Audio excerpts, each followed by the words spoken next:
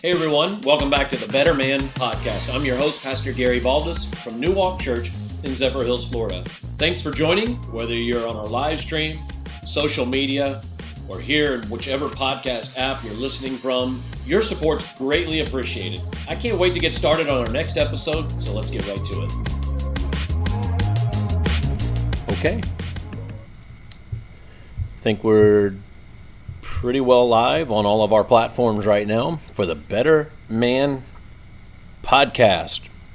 Here we go. It's a Wednesday, and we are back in, for the first time in a couple weeks for me, in the very incredible Better Man Podcast studios. These are multi-million-dollar studios, and hopefully one day you'll get a chance to tour and visit how incredible these studios are. Actually, some of you have already seen them. They're not that fancy. So I'm just kind of messing around, but we are continuing on a Wednesday to get better, because that's what men do.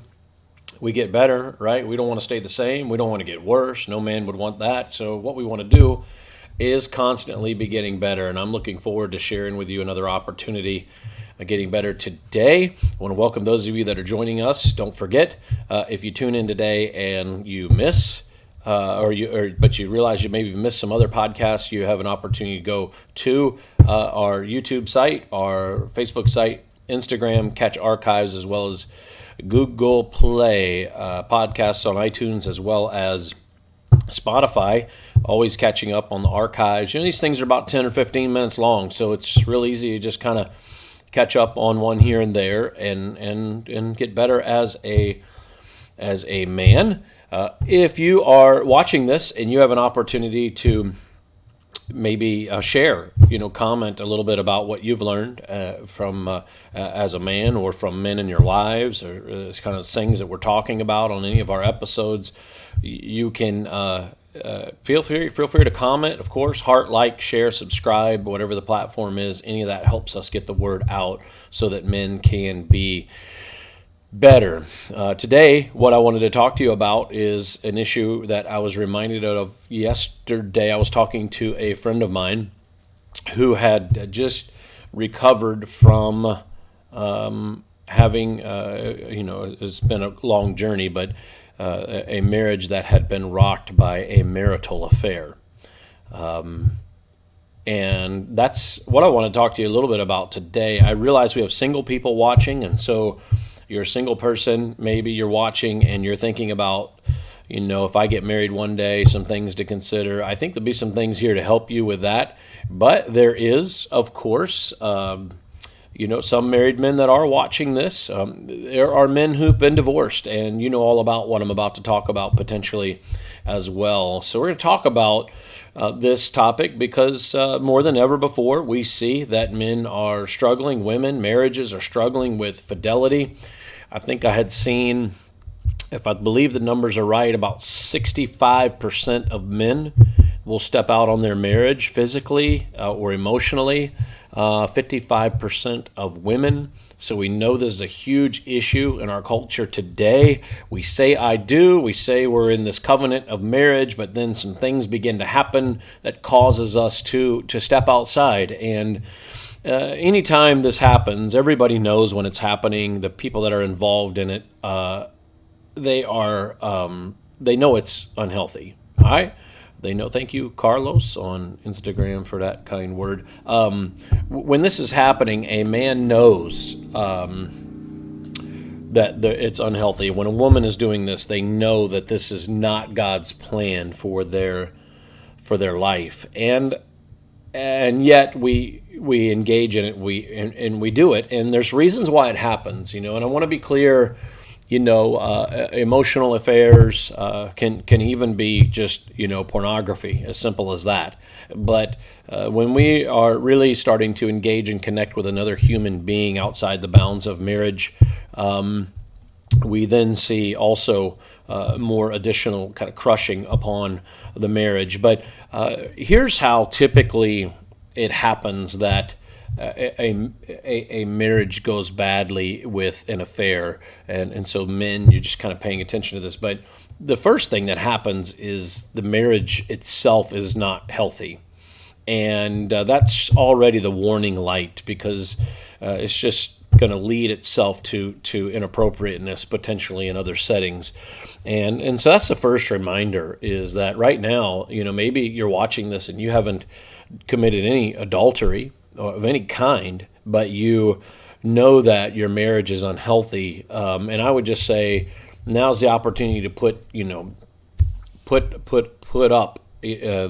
into something to get fixed. Go get counseling, go talk to somebody, start getting a little bit of help, because that's when we see those struggles really developing. When a marriage is strong physically, emotionally, spiritually, above all, it's bound together spiritually, and the wife and the children, the family, it's going full speed and just strong. These types of things typically aren't happening, especially when it's bound together spiritually and all other areas are healthy. I mean, it's a pretty strong marriage, but man, when things are going bad, when there are struggles in the marriage, we see people more probably lend themselves to stepping out more. And then what ends up happening is, a guy or a woman, they go out, they're struggling in their marriage, and they go out into their job or into some other setting, and they have some sort of a commonality that they recognize in one another. Maybe the commonality is in the work environment. Maybe the commonality is with a struggle that each of you are having in the marriage. So you're a guy and you go into your workplace and there's a woman there and she's struggling, or she went through something and you went through something, and there's an emotional bond that develops. Sometimes people that are counseling people have affairs because they develop an emotional bond when they're counseling with the other person who's struggling. And so these common interests are start to be connected, and so you're struggling in your marriage, you talk to this woman and I'm struggling too, and so you think that that's exactly what you like some kind of God's plan, because that's what ends up happening is you start wanting to spend a little more time with this person. You start rationalizing and thinking, maybe God meant for me to be married to this person instead of the person that I'm married to.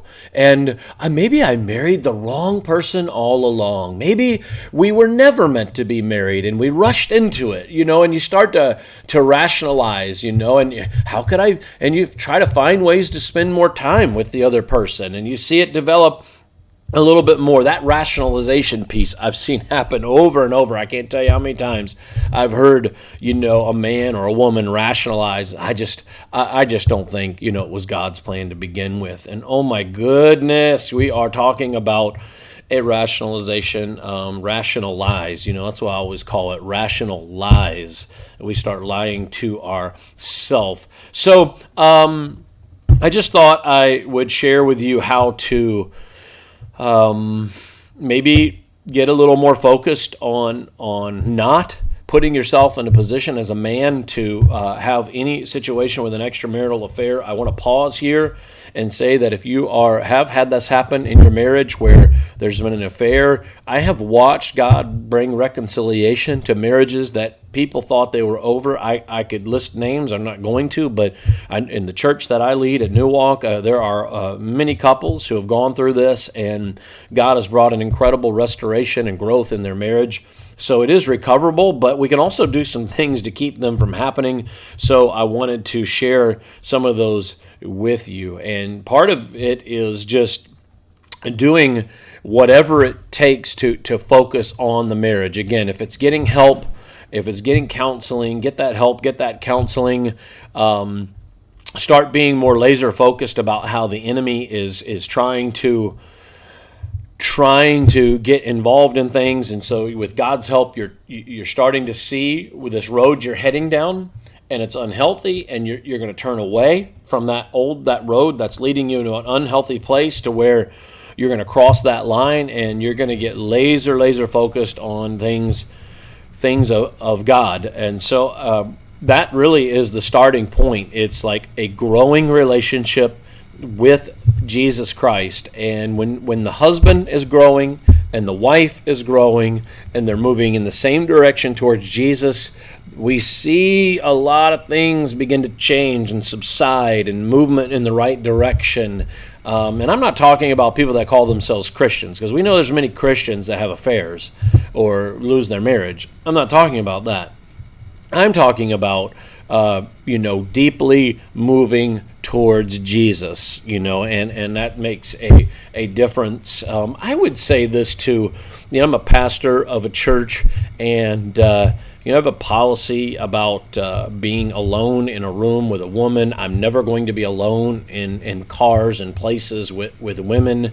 I don't do that. I put up boundaries anyways, and that's healthy. That's because even just appearances, and some people don't understand that. They don't, even appearances can cause divisiveness in the marriage, and I'm not even going to put myself in an appearance situation. I'll meet. As a boss, I have female employees. I will meet with female employees, but usually, the door is open or it's done in a glass area. So maybe you say, well, I'm not in ministry, Pastor Gary, I'm not a pastor, I'm not leading a staff like that. Okay, well, don't let yourself be in situations where you can have emotional conversations with other women. Don't let yourself be in a position where you are going into these conversations that are unhealthy and not in accountability. So you just got to watch out for that. Here's something interesting that I see is a huge part of people that have affairs is they talk. At some point, they are willing to talk to people of the opposite sex negatively about their marriage. Don't do that. Don't do it. That's a huge recipe for disaster. Again, it opens up emotional connectivity that shouldn't be happening. But even sometimes you have to understand too that that having discussion with somebody of the same sex about your marriage is inviting the enemy to come in, because if you talk to the wrong person about how your marriage is unhealthy, they will then add fuel to the fire. So you're like, hey bro, man, my wife won't do this or that, and he goes, yeah man, I wouldn't allow that in my life, and I would leave her, and I would do this or that. And so sometimes even telling somebody of the same sex is not spiritually and emotionally healthy is going to be a disaster in that for your own marriage. So look, if you're having problems in your marriage, you go talk to your spouse and you sit down and you get help if you need to get help. And so you're not going to put yourself in those positions of even talking poorly about your marriage, when God would tell you, talk to your wife. Hey, talk to your wife. Hey, talk to your wife. Find ways to start investing more passionately in your marriage, not just through counseling and communication, but man, if you need to get away, you feel like you're some weird tipping point, man, get away, get exclusively away with no internet connectivity. Just get there and be connected. Find people. Find people that are wanting to move in the same direction with healthy marriage.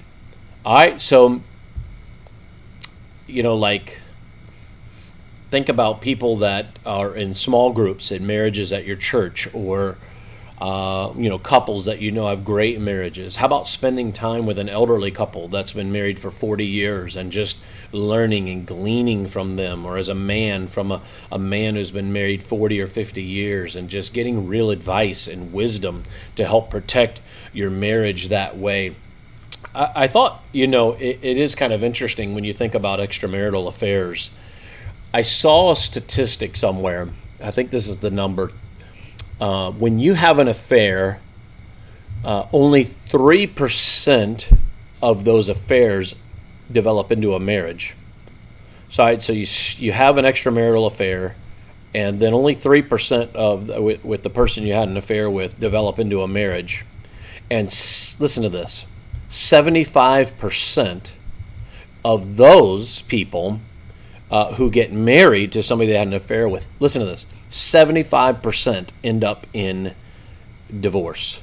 So you say, oh my gosh, we're going to have this new incredible thing with this woman, and really all it was this lustful event, and so maybe you marry her, and then in all likelihood that one ends in divorce.